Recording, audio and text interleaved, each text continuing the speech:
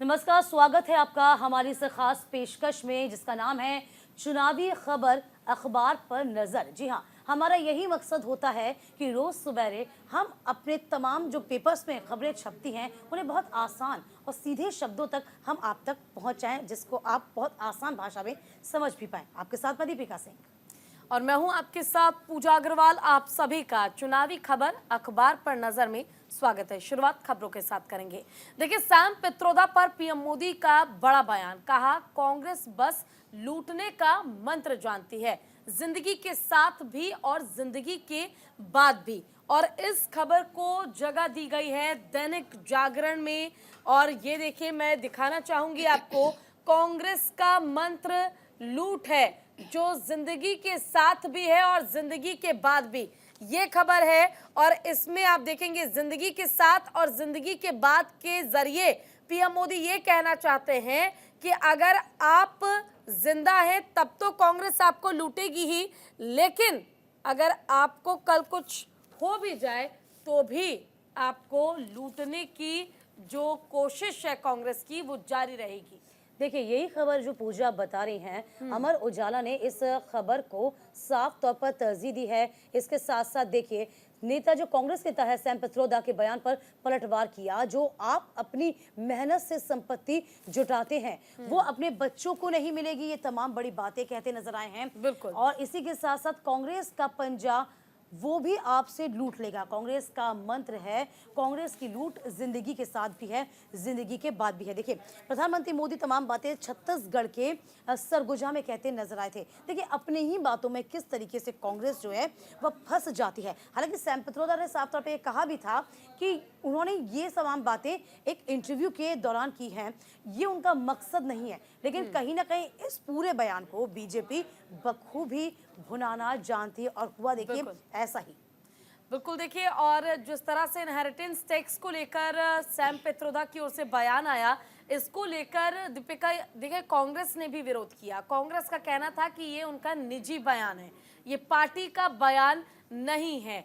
देखिए, सैम पित्रोदा ने एक बयान दिया था जिसमें उन्होंने कहा था कि जब आप विदेश में जाते हैं और वहां जो भी आपने कमाई की, जो भी आपने प्रॉपर्टी अर्जित की, आपकी जो संपत्ति है, आपके मृत्यु के बाद 45% संपत्ति ही बस आपके संतान को, यानी आपके बच्चों को, आपके परिवार को दिया जाता है।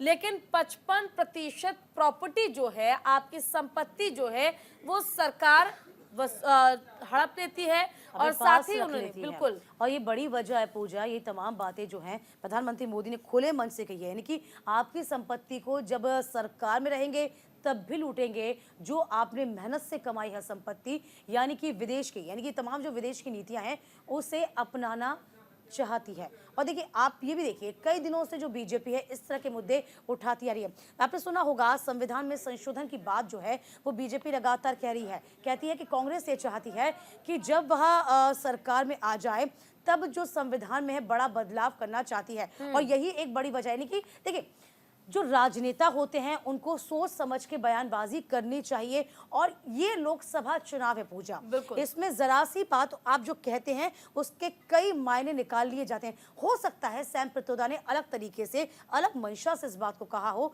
लेकिन उसकी उनकी जो मंशा है, देखिए, आप ये नहीं कह सकते हैं कि ये जो आपका बयान है वो आपका निजी बयान है। इससे पल्ला नहीं झाड़ा जा सकता, क्योंकि आप एक पार्टी को रिप्रेजेंट करते हैं। आपकी कही हुई बात यानी कि पार्टी की बात हो जाती है। तो ये जो राजनेता हैं उनको इस बात का बहुत ध्यान रखने की जरूरत है। और देखिए, पहले से ही पीएम मोदी ये मुद्दा जब उठा भी नहीं था तब ये कहते नजर आए थे कि महिलाओं के मंगलसूत्र पर नजर है कांग्रेस पार्टी की।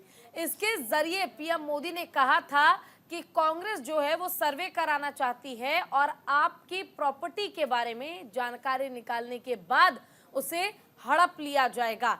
इस तरह का जिक्र किया गया था। हालांकि मंगलसूत्र वाले बयान को लेकर विपक्ष ने पीएम मोदी को घेरा भी था, चुनाव आयोग के पास वो गए भी थे शिकायत करने, लेकिन मंगलसूत्र वाला जो बयान है उसने भी काफी तूल पकड़ा था। यही बड़ी वजह है जिसमें हम लगातार यही कह रहे हैं, तमाम जो नेता है बयानबाजी करते हैं। हालांकि देखिए, यहाँ पर यदि हम INDI गठबंधन की बात करें, हम कांग्रेस की बात करें, तमाम जो बड़बोले नेता होते हैं उनसे जो पार्टी है वो किनारा कर रही है। ठीक है, किस तरीके से बड़बोले नेताओं से पार्टी किनारा कर चुकी है, उनको टिकट भी यहाँ पर नहीं दिया गया कांग्रेस की ओर से, और कांग्रेस अब ये कह रही है इस बयान से हम पल्ला झाड़ते हैं। बहरहाल चलिए आगे बढ़ेंगे। गृह मंत्री अमित शाह का बड़ा बयान आया, कहा केरल में कांग्रेस आतंकवाद को संरक्षण दे रही है, और इस खबर को अमर उजाला ने तरजीह दी है कि वरिष्ठ नेता, और आपको बता दें वरिष्ठ नेता केंद्रीय गृह मंत्री अमित शाह ने केरल में कांग्रेस और सत्तारूढ़ वाम दल पर बुधवार को जमकर निशाना साधा। देखिए, तमाम बड़ी बातें वो कहते नजर आए हैं। बिल्कुल, और न केवल निशाना साधा बल्कि राज्य में आतंकवाद को संरक्षण देने और लोकसभा चुनाव में जीत हासिल करने के लिए प्रतिबंधित संगठन पॉपुलर फ्रंट ऑफ इंडिया यानी कि PFI का समर्थन लेने का आरोप भी लगाया गया है। बिल्कुल, देखिए कांग्रेस वाम दल केरल में दे रहे हैं आतंकवाद को संरक्षण। देखिए, ये बयान जो है आपको याद होगा, गृह मंत्री ने हालांकि इस समय से यानी कि अलपुझा चुनावी रैली में लोगों का अभिवादन किया था, इस बात पे कही। आपको याद होगा स्मृति ईरानी का वो बयान भी, जिसमें स्मृति ईरानी ने कहा था कि PFL के सहयोग से वायनाड में जो कांग्रेस है वो सरकार बना रही है। ये बहुत बड़ा आरोप जो था और बहुत बड़ी बात थी जो स्मृति ईरानी ने राहुल गांधी पर आरोप लगाया था। ठीक इस तरीके से आपको बताया, रक्षा मंत्री राजनाथ सिंह ने साफ तौर पे कहा किस तरीके से डेमोक्रेटिक पार्टी ऑफ इंडिया ने खुले तौर पर केरल में कांग्रेस के नेतृत्व वाले संयुक्त लोकतांत्रिक मोर्चा यानी कि UDF को अपना समर्थन देने की घोषणा कर दी है। तो आप समझिए, मैं वही आपसे वो बात कह रही थी कि PFI की जो PFI है उसकी राजनीतिक शाखा social democratic party of India यानी कि SDPI ने खुले तौर पर केरल में कांग्रेस के नेतृत्व वाले संयुक्त लोकतांत्रिक मोर्चा UDF को अपना समर्थन देने की घोषणा की। वहीं वाम लोकतांत्रिक मोर्चा यानी कि LDF PFI पर प्रतिबंध पर चुप है। तो जो ये प्रतिबंधित संगठन है, ये कहा जा रहा है बीजेपी की ओर से जो प्रतिबंधित संगठन है उनका सहयोग यहाँ पर ले रही है। हालांकि अब आप देखिए, ये बहुत दिलचस्प है कि यदि हम दूसरे शब्दों में ऐसे कह दें पूजा कि बीजेपी का केरल में खाता नहीं खुला अब तक, तो इसमें कोई अतिशयोक्ति नहीं है। यहाँ पर बीजेपी हिंदी बेल्ट में तो बहुत मजबूत है, लेकिन जैसे जैसे साउथ में आती जाती है वैसे वैसे बीजेपी का प्रभाव शून्य होता जाता है। और यही एक बड़ी वजह है कि जो 400 पार का लक्ष्य निर्धारित कर रखा है ना, वो तभी संभव हो पाएगा जब हर एक राज्य को साध लिया जाए, जब उसमें दक्षिण भी इंक्लूड हो। बिल्कुल, देखिए दीपिका, और कहीं ना कहीं केरल क्या पूरे साउथ में ही भारतीय जनता पार्टी काफी कमजोर है, और ऐसे में केंद्र गृह मंत्री अमित शाह का केरल जाकर आतंकवाद का मुद्दा उठाना और उसके जरिए कांग्रेस पार्टी पर निशाना साधा, कहीं ना कहीं ये बताता है कि केंद्र गृह मंत्री अमित शाह जो हमेशा से ही राजनीति के चाणक्य कहे जाते हैं, जिनकी रणनीति इतनी ज्यादा स्ट्रांग होती है कि अगर वो ठान ले तो बीजेपी को जीत मिलती ही है। कहीं ना कहीं आतंकवाद का मुद्दा उठाकर वोट बैंक जो है अपनी ओर खींचने की पूरी कोशिश अमित शाह कर रहे हैं, और ऐसे में PFI संगठन से कांग्रेस का संबंध होना ये कोई पहली दफा नहीं है जब कांग्रेस पर इस तरह के आरोप लगे हैं। इससे पहले भी कई बार कांग्रेस पर PFI का साथ देने का और ये आरोप लगाया जा चुका है। ये भी सच है कि जो वहाँ के संगठन हैं वो वाकई में जो उनकी शाखाएं हैं वो सहयोग कर रहे हैं, और यही बड़ी बात है जो खुले मन से पूजा हम कह सकते हैं कि अमित शाह कह चुके हैं, स्मृति ईरानी कह चुकी हैं। अभी देखने बहुत दिलचस्प होगा क्या इन तमाम बातों से केरल को साध लेगी बीजेपी या नहीं। बिल्कुल, तो देखिए, रक्षा मंत्री राजनाथ सिंह ने बड़ा बयान दिया, कहा कांग्रेस की मंशा है सेना में आरक्षण देना, और उन्होंने कांग्रेस की मंशा सेना में आरक्षण देना है, इससे बट जाएगा पूरा देश। रक्षा मंत्री राजनाथ सिंह ने कांग्रेस के संपत्ति के पुनर्वितरण के मुद्दे पर उठे बवाल के बीच कांग्रेस पर निशाना साधते हुए कहा कि सत्ता में रहते हुए केंद्र की कांग्रेस की सरकार ने सशस्त्र सेनाओं में भी धर्म के आधार पर जनगणना कराने की कोशिश की। देखिए, कांग्रेस की मंशा सेना में भी आरक्षण देना है, इससे बट जाएगा देश। राजनाथ सिंह ने ये बड़ी बात की है। कई दो लाइन आपको पढ़ के सुना देती हूँ। राजनाथ ने कहा, मेरी चिंता ये है कि कांग्रेस ने अपने घोषणा पत्र में अल्पसंख्यक कल्याण के नाम पर जो कुछ भी कहा वो सच्चा समिति की रिपोर्ट से प्रभावित है। पिछली कांग्रेस सरकार ने विभाजन से पहले आंध्र प्रदेश में मुस्लिम आरक्षण लागू करने के 4 असफल प्रयास किए, लेकिन कानूनी बाधाओं, सुप्रीम कोर्ट के मुद्दों के कारण ये कदम सफल नहीं हो सका। तो फिलहाल 2006 में अपनी रिपोर्ट दी थी, इसका सुझाव दिया था। ये तमाम बड़ी बातें कहते नजर आए हैं रक्षा मंत्री राजनाथ सिंह, क्योंकि आपको याद होगा आरक्षण को लेकर कांग्रेस ने किस तरीके से कहा कि आरक्षण को खत्म नहीं किया जाएगा और सेना में भी आरक्षण का प्रावधान तो फिलहाल नहीं है और आगे होना भी नहीं चाहिए। बिल्कुल, देखिए, और देश को इसके जरिए बांटने की कोशिश की जा रही है, ये बड़ा बयान रक्षा मंत्री राजनाथ सिंह ने दिया है। हालांकि आरक्षण का जिक्र जब यहाँ पर हो रहा है तो ऐसे में ये बहुत जरूरी मुद्दा हो जाता है कि आखिर सेना में आरक्षण का जिक्र इसके जरिए विपक्ष। देखिए, बड़ी बात यह है कि कांग्रेस जो है वो अग्निपथ का मुद्दा बार बार उठा रही है। अब यहाँ पर जो राजनाथ सिंह ने बयान दिया है, क्या इसे बड़ी काट के तौर पर देखा जाएगा पूजा? ये सबसे बड़ा सवाल है, क्योंकि यहाँ पर एक तीर से राजनाथ सिंह ने कई निशाने साधे हैं। एक तो उस मैनिफेस्टो पर निशाना साधा, दूसरा मंशा पर निशाना साधा, तीसरा हम कह सकते हैं संविधान में बदलाव की बात कहती बीजेपी नजर आ रही है कि कांग्रेस बदलाव करना चाहती है। हालांकि कांग्रेस का कहना है कि बीजेपी बदलाव चाहती है। फिलहाल एक मंच से कई निशाने साधते नजर आए हैं राजनाथ सिंह। बिल्कुल, और देखिए, राजनाथ सिंह की ओर से जब निशाना साधा जा रहा है, आरक्षण का जिक्र हो रहा है, सेना का जिक्र हो रहा है, ऐसे में अग्निवीरों का मुद्दा भी आपने देखा था जब इसे तैयार किया गया था, इस प्लान पर चर्चा चल रही थी, तब भी इसका जमकर देश के अलग अलग कोने में विरोध किया गया था। बिहार में खासकर इसका विरोध काफी ज्यादा किया गया था। और ऐसे में देखिए, अग्निवीरों के जरिए जो युवा हैं उन्हें भारतीय सेना में देश की रक्षा करने के लिए एक मौका केंद्र सरकार दे रही है। बावजूद इसके विरोध करना और उसके बाद बिल्कुल आरक्षण का जिक्र करके राजनीति को बुनाना, ये कई सवाल खड़े करता है। देखिए, ये भी बहुत ज़रूरी है, चूंकि अग्निवीर का जब आप जिक्र कर रही हैं तो किस तरीके से अग्निवीर को लेकर तमाम लोग मतलब तमाम तरह से विरोध भी हुए थे। हालांकि कांग्रेस ने पूरी तरीके से घेरने की बीजेपी को कोशिश की। राजनाथ सिंह ने यहाँ पर एक क्लॉज और दे दिया कि यदि आपको ऐसा लगता है कि इस योजना में कुछ खामी है तो इसको दुरुस्त कर लिया जाएगा। तो थोड़ा सा बैकफुट पर जो है वो बीजेपी ज़रूर नजर आई है। चलिए आगे बढ़ते हैं।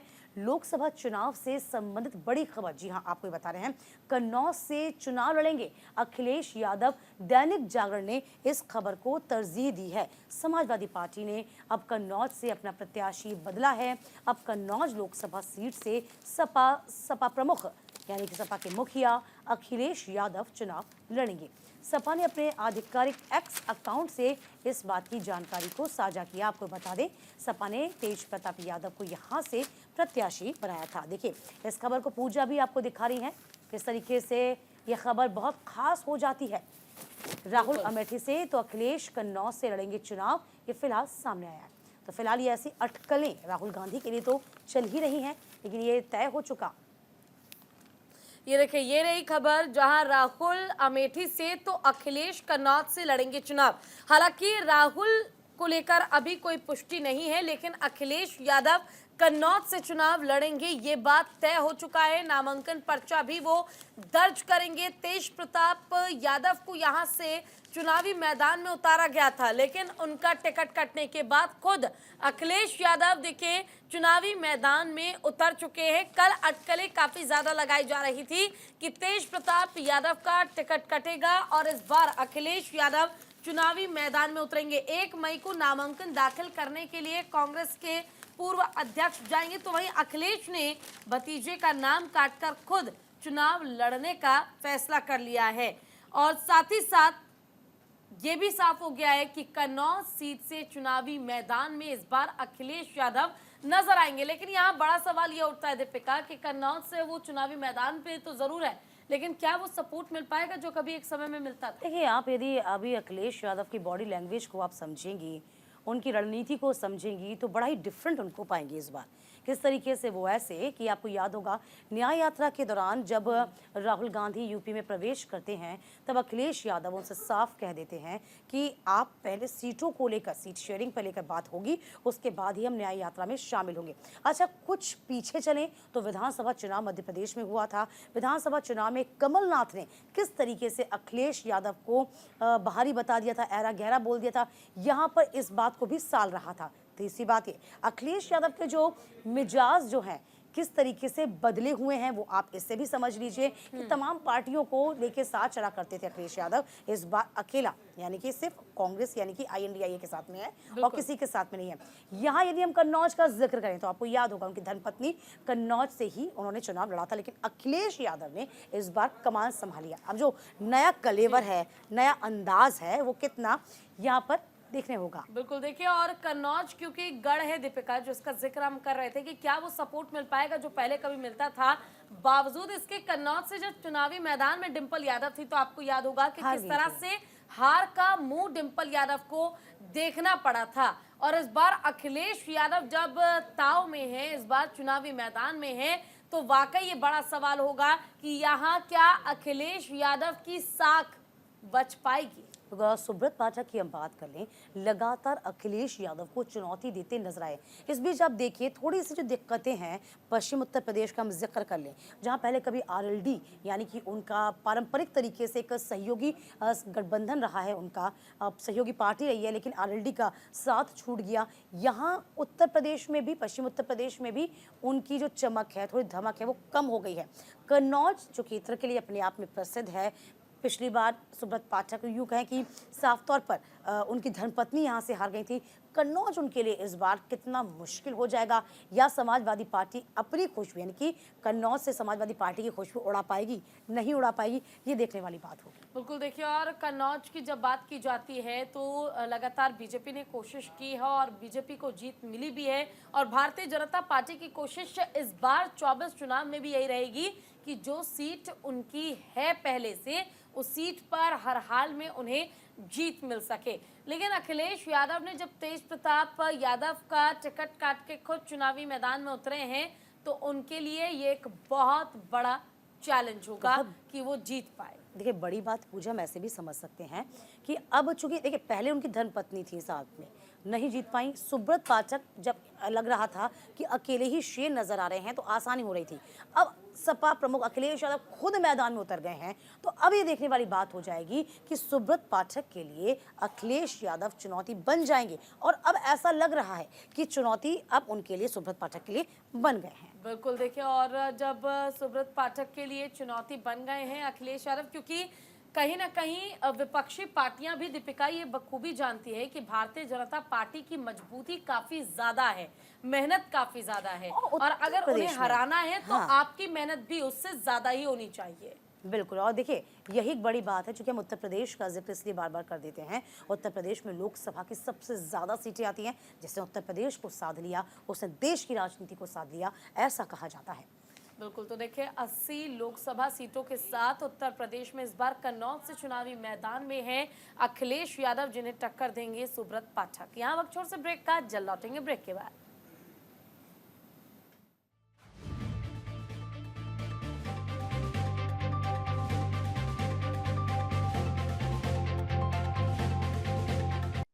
स्वागत है आपका। ब्रेक के बाद आप देख रहे हैं चुनावी खबर, अखबार पर नजर। बढ़ेंगे आगे।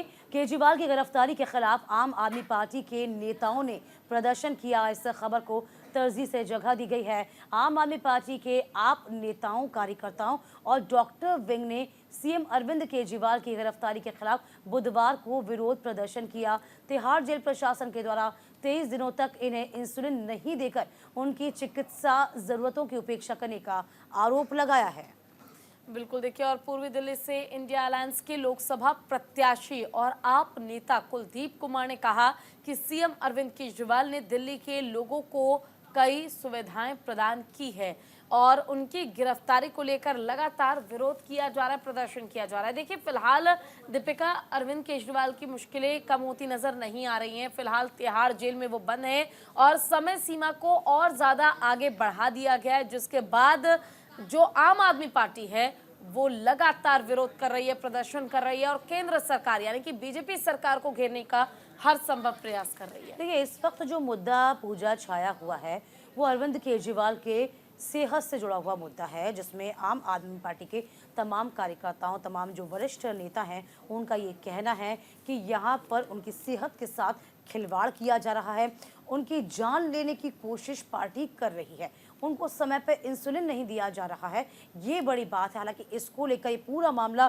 कोर्ट तक भी जा पहुंचा है। अब सवाल ये उठता है कि आखिरकार जेल प्रबंधन ये कह रहा है कि उनको ज़रूरत नहीं है इंसुलिन की। यदि उनको इंसुलिन दे दिया जाता है तो उनकी सेहत और ख़राब हो सकती है, शुगर लेवल डाउन हो सकता है। फिलहाल तमाम तरीके से जो पार्टी के कार्यकर्ता हैं वो सड़कों पर उतरे हुए हैं। इस बीच आपको बता दें, यहाँ पर केजरीवाल की गिरफ्तारी पर नहीं लगाई गई थी रोक, 9 बार समन का भी, यानी कि 9 बार समन का उल्लंघन किया गया।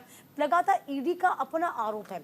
ईडी ये कह रहा है, चूंकि आपको याद होगा न्यायिक हिरासत को लेकर भी चुनौती अरविंद केजरीवाल ने दी हुई है कि उनकी जो हिरासत हुई है या फिर उनकी जो गिरफ्तारी हुई है वो न्याय संगत नहीं है।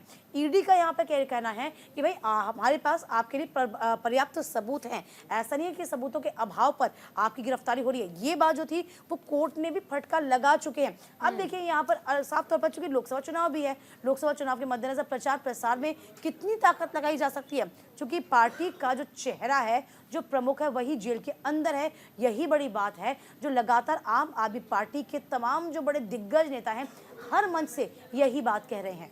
बिल्कुल। देखिए, और दीपिका, आपको ये भी याद होगा जब दिल्ली के सीएम अरविंद केजरीवाल ने अपने पर्सनल डॉक्टर से मुलाकात का एक प्रयास किया, उन्होंने अनुमति मांगी थी कि वो अपने पर्सनल डॉक्टर से मिल पाए क्योंकि उनकी जो सेहत है वो ठीक नहीं रहती, डायबिटीज़ के पेशेंट हैं। खुद दिल्ली के सीएम अरविंद केजरीवाल, इसको लेकर भी कोर्ट की तरफ से साफ इनकार कर दिया गया था। उन्हें बड़ा झटका लगा था जब साफ कहा गया कि दिल्ली एम्स के डॉक्टर्स की जो टीम है वो आएगी और वो आपका जांच करेगी, लेकिन आप अपने पर्सनल डॉक्टर से ना तो सलाह ले सकते हैं और ना ही बातचीत कर सकते हैं। और इंसुलिन को लेकर जो आप जिक्र कर रही थी, इंसुलिन की मांग लगातार दिल्ली के सीएम अरविंद केजरीवाल कर रहे थे, लेकिन आम आदमी पार्टी का यह कहना था कि वो इंसुलिन उन्हें प्रोवाइड नहीं की गई, जिस कारण उनकी तबीयत और ज्यादा खराब हुई है और आगे भी हो सकती है। बिल्कुल, उससे बड़ी बात ये आरोप लगाया जा रहा है कि यहाँ पर बीजेपी अरविंद केजरीवाल को मारना चाहती है, और यही एक बड़ी वजह है जो प्रदर्शन आप लगातार देख रहे हैं। बिल्कुल। और सुप्रीम कोर्ट ने ईवीएम के मामले में चुनाव आयोग से 5 सवाल पूछे हैं और साथ ही साथ न केवल सवाल पूछे हैं बल्कि यहाँ पर इलेक्ट्रॉनिक वोटिंग मशीन यानी कि ईवीएम के वोटों और वोटर वेरिफिएबल पेपर पर ऑडिट ट्रेल यानी कि वीवीपैट पर्चियों की 100% क्रॉस चेकिंग की मांग पर सुप्रीम कोर्ट ने बुधवार को फैसला सुरक्षित रख लिया है। देखिए किस तरीके से इस खबर को द इंडियन एक्सप्रेस ने तरजीह दी है। Verification of VVPAT slips, top court says sources code of EVMs can not be disclosed. ये देखिए साफ तौर पे आप समझिए, आपको वेरिफिकेशन ऑफ वीवीपैट स्लिप्स यानी कि टॉप कोर्ट से कोर्ट ने कहा, यानी कि सुप्रीम कोर्ट ये कह रही है कि EVM can not be disclose, यानी कि इसको आप डिस्क्लोज नहीं कर सकते, क्योंकि यहाँ पर लगातार वीवीपैट का और इस तरीके से ये मुद्दे जो हैं विपक्ष लगातार उठा रहा है।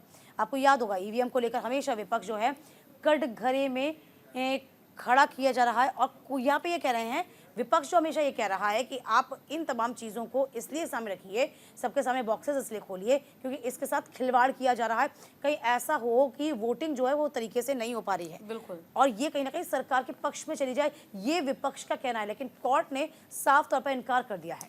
बिल्कुल। देखिए, और ईवीएम को लेकर पहले से ही कई बार सवाल उठते रहे हैं और न केवल सवाल पूछे गए हैं बल्कि 5 सवालों का जवाब भी मांगा गया है।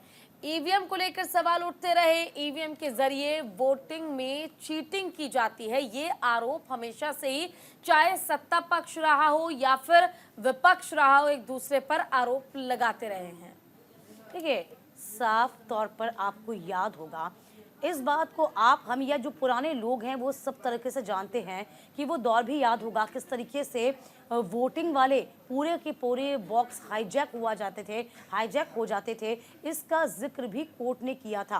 कोर्ट ने कहा था कि उस दौर को भूला नहीं जा सकता कि आपकी जो मत पेटियां थी ना, वो उठा के हाईजैक कर लिया जाती थी, चोरी कर ली जाती थी। वो दौर हम वापस नहीं लाना चाहते हैं और इसीलिए ये सवाल 5 सवाल जो हैं वह भी कहीं ना कहीं कोर्ट ने चुनाव आयोग से भी पूछे हैं।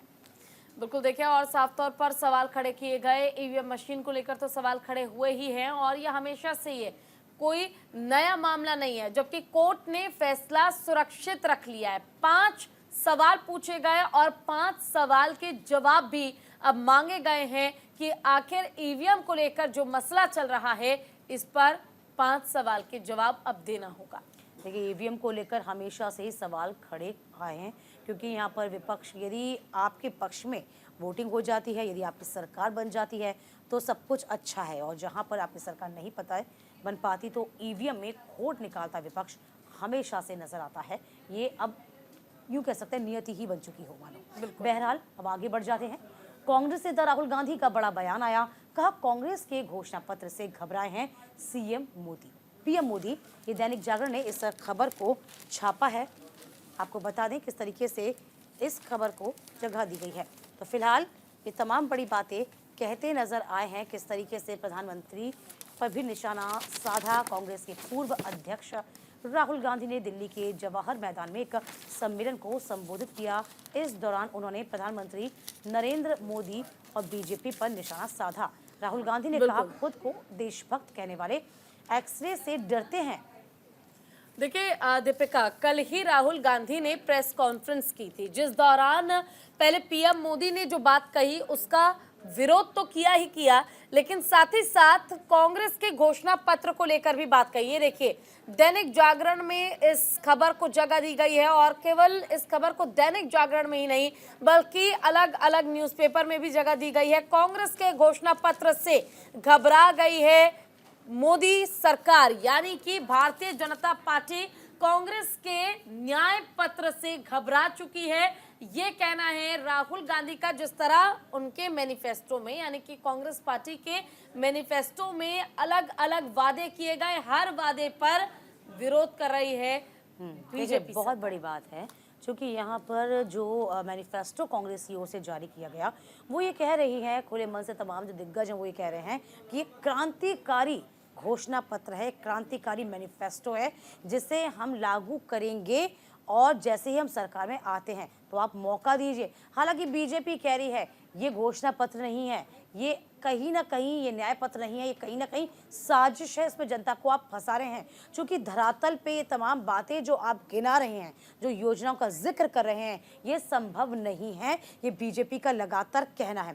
हालांकि कांग्रेस के अपने दावे हैं। कांग्रेस तो ये कह रही है कि तमाम वादे जो हम कर रहे हैं, इन तमाम वादों को हम पूरा करेंगे। बेरोजगारी के मुद्दे को पूरी तरीके से कांग्रेस इस वक्त खड़ा कर रही है, उठा रही है और इसी को लेकर कटघरे में बीजेपी को खड़ा कर रही है। बिल्कुल देखिए, रोजगार का जो मुद्दा है, ये कांग्रेस पार्टी हो या कोई भी विपक्षी पार्टी क्यों ना हो, उनके लिए हमेशा से एक बहुत बड़ा मुद्दा रहा है।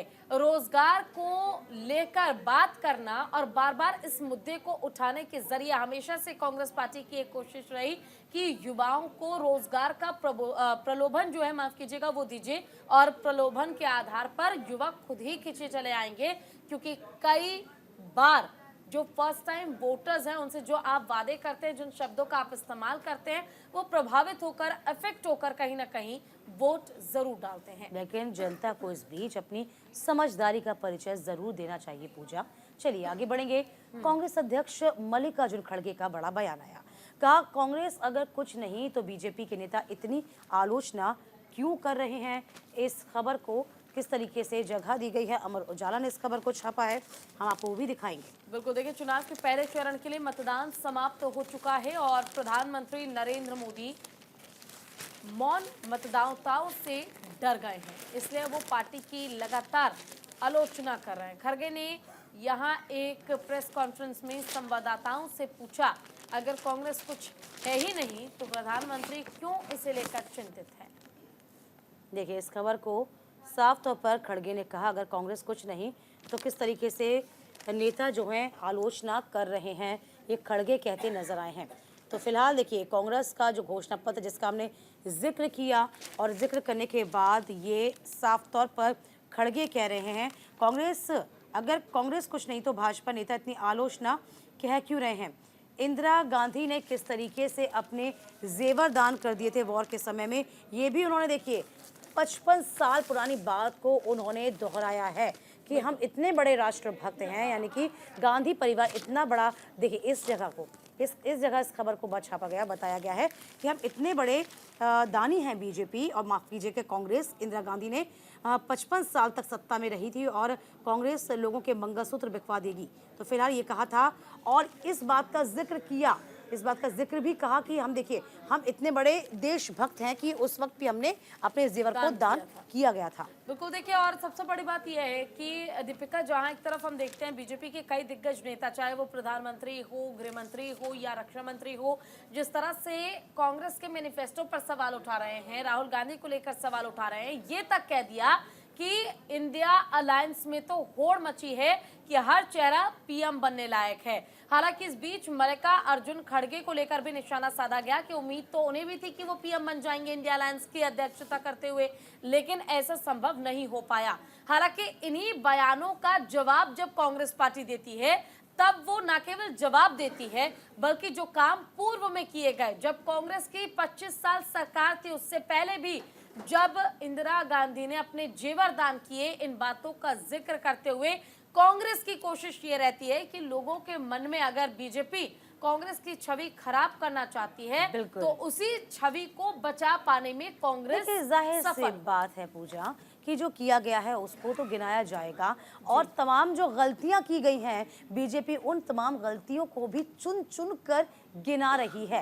हालांकि आपने जिक्र किया मल्लिकार्जुन खड़गे के पीएम बनने की बात, यहाँ पर कह गई थी कि इनको नॉमिनी बनाया जाए या फिर उनको एज ए प्रत्याशी उतारा जाए, अभी संभव नहीं है क्योंकि यहाँ पर INDIA गठबंधन के भीतर आपने ममता बनर्जी को भी सुन लिया। उन्होंने कहा कि आप चुनाव हो जान दीजिए, उसके बाद हम अपनी जगह बताएंगे INDIA गठबंधन में हमारी जगह कहाँ है। तो फिलहाल जो चुनौतियाँ हैं ना ये बहुत बड़ी हैं INDIA के लिए, इससे पार कैसे पाया जाएगा ये देखने वाली बात होगी। बिल्कुल, तो देखिए लगातार विरोध प्रदर्शन भी किया जा रहा है और ऐसे में आरोप प्रत्यारोप का दौर भी जारी है। खैर बढ़ते हैं आगे, जहां JP मॉर्गन के CEO का बड़ा बयान सामने आया। कहा PM मोदी ने किया अद्भुत काम। हिंदुस्तान टाइम्स में इस खबर को जगह दी गई है। आपको बता दें कि JP मॉर्गन ने आरोप लगाए हैं। देखिए JP मॉर्गन चेज के CEO जेमी डिमन ने कहा कि PM नरेंद्र मोदी सुधारों को आगे बढ़ाकर समावेशी वित्तीय कार्यक्रमों के माध्यम से 400 मिलियन लोगों को गरीबी से बाहर निकालकर भारत में अविश्वसनीय काम कर रहे हैं।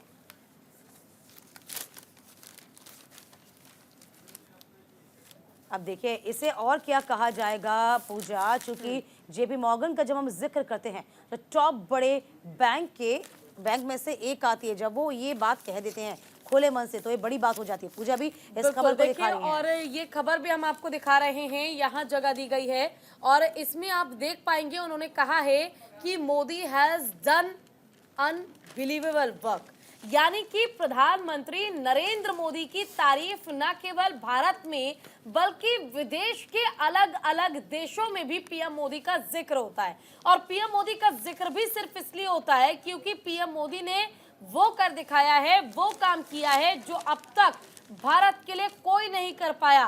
पांचवी बड़ी अर्थव्यवस्था के तौर पर भारत की पहचान बनाई और आने वाले समय में तीसरी सबसे बड़ी अर्थव्यवस्था के तौर पर भारत का वो नाम बनाना चाहते हैं। और Modi has done an unbelievable job, जो काम मोदी ने किया वो उसको लेकर भरोसा कर पाना किसी के लिए भी पहले मुश्किल था, लेकिन मोदी ने कर दिखाया। देखिए ये बड़ी बात इसलिए भी हो जाती है पूजा क्योंकि कोई विदेशी बैंक, जब आपकी JP मॉर्गन कोई छोटा बैंक नहीं है, इतना बड़ा बैंक है, जब इस तरह की तारीफ खुले मन से करता है तो सत्ता पक्ष का जो कॉन्फिडेंस लेवल है अपने आप बूस्ट होता है और ना सिर्फ सत्ता पक्ष का बल्कि देश का भी जो एक विश्वास है वो जगता है। अब ये कहीं ना कहीं जो चुनौतियां हैं वो विपक्ष के लिए INDIA गठबंधन के लिए इस आसानी से बन भी सकती है। अब देखना ये होगा कि आगे किस तरीके से लिया जाएगा। बहरहाल पढ़ेंगे बीएसपी नेता आकाश आनंद का बड़ा बयान आया। सपा और कांग्रेस ने मुसलमानों के साथ गलत किया।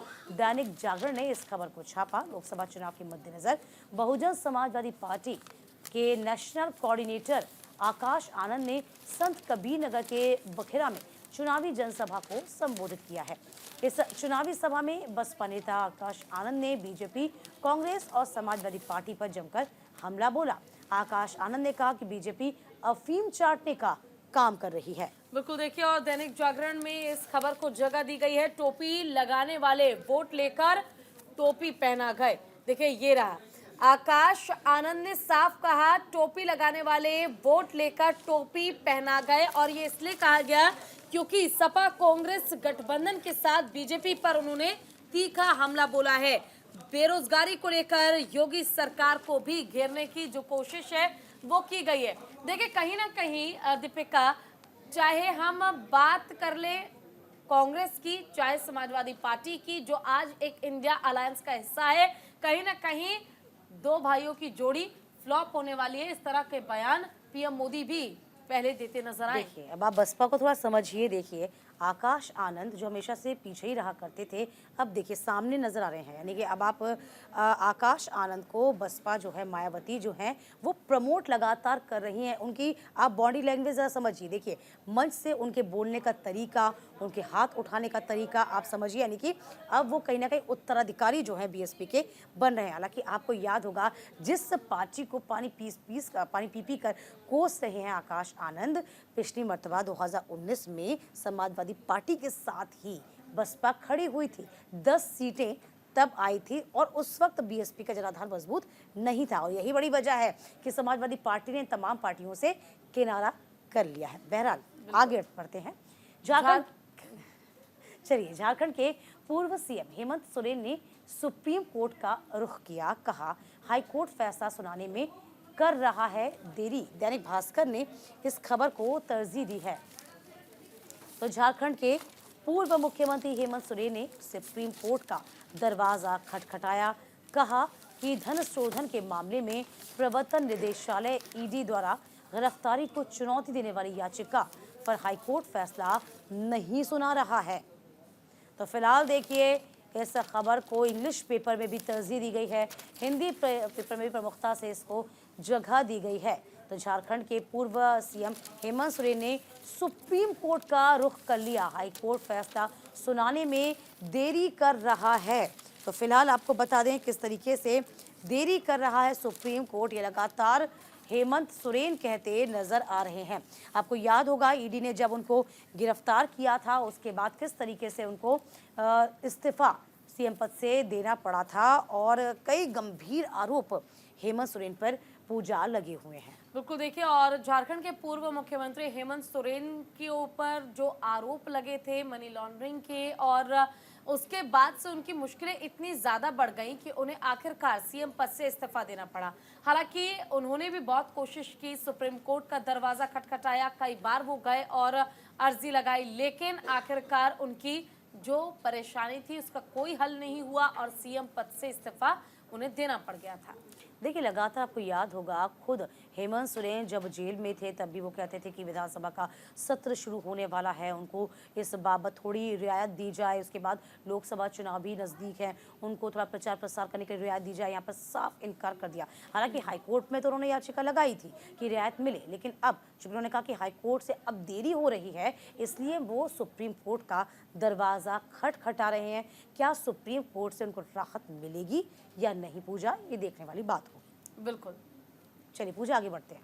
बिल्कुल, कांग्रेस नेता शशि थरूर का बड़ा बयान सामने आया। कहा नफरत की राजनीति की दक्षिण भारत में कोई जगह नहीं है, और कांग्रेस नेता की ओर से ये बयान दिया गया है। आपको बताते चलें कि कांग्रेस नेता और तिरुवनंतपुरम के निवर्तमान सांसद शशि थरूर ने दावा किया है कि भारतीय जनता पार्टी आगामी आम चुनाव में 300 सीटें नहीं जीत पाएगी और लोकसभा में अपना बहुमत भी खो देगी। तो साफ तौर पर ये कटाक्ष किया गया बीजेपी के ऊपर शशि थरूर की ओर से। देखिए इस खबर को हम दिखा भी रहे हैं Pooja. Politics of hatred has no appeal in the entire south. तो फिलहाल यहाँ पर शशि थरूर का इसे तंज कहा जाए तो कोई अतिशयोक्ति नहीं होगी। कहा कि how confident are you winning from the constituency. तो फिलहाल कहा कि BJP came second in the constituency the last two time, what prevent it from the winning here. यानी तमाम जो उनको सवाल पूछे गए थे उसका जवाब वो देते नजर आए हैं। देखिए, केरला में जब हम बात करते हैं तो भारतीय जनता पार्टी लगातार दम भर रही है कि इस बार हम जीत दर्ज करेंगे, लेकिन वहीं दूसरी तरफ जब आप बात करते हैं कांग्रेसी नेताओं की जो वहां कहीं ना कहीं अभी मजबूत है, तो उनकी ओर से साफ तौर पर कहा जाता है कि चाहे लाख कोशिश हो जाए, लेकिन यहाँ जो मुद्दे बीजेपी लेकर आ रही है, धर्म के मुद्दों को भुनाने की कोशिश की जा रही है, इन मुद्दों पर जनता वोट बीजेपी के लिए बिल्कुल नहीं करने वाली है। और जितने भी साउथ के जो क्षेत्र हैं वहां पर बीजेपी के लिए जीत पाना मुश्किल हो सकता है। देखिए, मुश्किल हो सकता है या नहीं, चूंकि साफ तौर पर यह लगातार नफरत की राजनीति बीजेपी कर रही है, ये कहना है कांग्रेस का लगातार, और इसी बात को कांग्रेस हर एक मंच से उठाने की कोशिश कर रही है। देखिए, यदि हम पूजा हिंदी बेल्ट से लेकर पूरे मैप को नज़र दौड़ाते हैं तो हिंदी बेल्ट में बीजेपी का अच्छा प्रभाव है, और ये इसमें कोई भी दो राय नहीं है कि जैसे जैसे साउथ में हम आते हैं तब बीजेपी का प्रभाव कम होता जाता है। नफरत की राजनीति कहीं ना कहीं बीजेपी फैला रही है, ये कांग्रेस के तमाम जो बड़े लीडर्स हैं वो कहते नजर आ रहे हैं। अब देखना ये होगा कि चूंकि केरल में खाता भी नहीं खुला है, क्या इस बार खाता खोल पाएगी बीजेपी, क्या वहाँ से तमाम जो मतदाता हैं उनको प्रभावित कर पाएगी, ये देखने वाली बात होगी। पूजा, चलिए आगे बढ़ेंगे। इधर उद्धव ठाकरे ने बीजेपी पर निशाना साधा, कहा बीजेपी का अर्थ है बोगस जनता पार्टी। देखिए, इस खबर को द हिंदू ने भी जगह दी है। बाला साहेब ठाकरे यूबीटी प्रमुख उद्धव ठाकरे ने बुधवार को भारतीय जनता पार्टी भाजपा पर निशाना साधा और उसे बोगस यानी कि फर्जी जनता पार्टी करार दिया। इससे पहले बीजेपी ने उनकी पार्टी को नकली शिवसेना बताया था। मराठवाड़ा क्षेत्र में महाविकास आघाड़ी यानी कि एमवीए उम्मीदवारों के पक्ष में प्रचार करते हुए ठाकरे ने पूर्व कांग्रेस नेता अशोक चौहान के बीजेपी में शामिल होने का जिक्र किया था। देखिए, इस वक्त जो महाराष्ट्र की राजनीति है ना, वो बहुत दिलचस्प मोड़ पर आ खड़ी हुई है। यहाँ पर किस तरीके से वो तमाम पार्टियाँ जो कभी पिछली मर्तबा हम देखें बीजेपी के साथ थी, आज उसके अगेंस्ट खड़ी हुई हैं। शरद पवार किस तरीके से, आपको याद होगा, वो भी थोड़ा सा बैकफुट पर नजर आ गए हैं। इस बीच अशोक चौहान को आपने देखा होगा, उनके तेवर अलग नजर आ रहे हैं। तो महाविकास आघाड़ी के लिए भी चुनौती है। बीजेपी एक अलग कंफर्ट जोन में चलने की कोशिश कर रही है। ये चुनौतियां जो हैं वो लगातार बनी हुई हैं हर एक पार्टी के लिए, और यहाँ पर हम ये कह सकते हैं न सिर्फ शिवसेना के लिए, एनसीपी के लिए भी चुनौती है, चूंकि दोनों ही पार्टियां दो फाड़ हो चुकी हैं। बिल्कुल दीपिका, और देखिए इस बार पूरी कोशिश की जा रही है भारतीय जनता पार्टी की ओर से कि ज्यादा से ज्यादा राज्यों को तो साधा जा सके, लेकिन जिन राज्यों में उनका वर्चस्व है, जहां तोड़ मोड़ की राजनीति का प्रभाव ज्यादा होता है, वहां से कहीं उनका दबदबा खत्म ना हो जाए, ये भी बरकरार रख पाना बीजेपी के लिए एक बहुत बड़ा चैलेंज होगा इस बार। बिल्कुल, देखना यही होगा कि क्या कुछ महाराष्ट्र की राजनीति में रंग आएगा। फिलहाल चुनावी खबर अखबार पर नजर आज के लिए बस इतना ही। हम फिर हाजिर होंगे तमाम बड़ी सुर्खियों के साथ, उनको बहुत आसान शब्दों में हम आप तक पहुंचाएंगे। हमें दीजिए इजाजत, नमस्कार।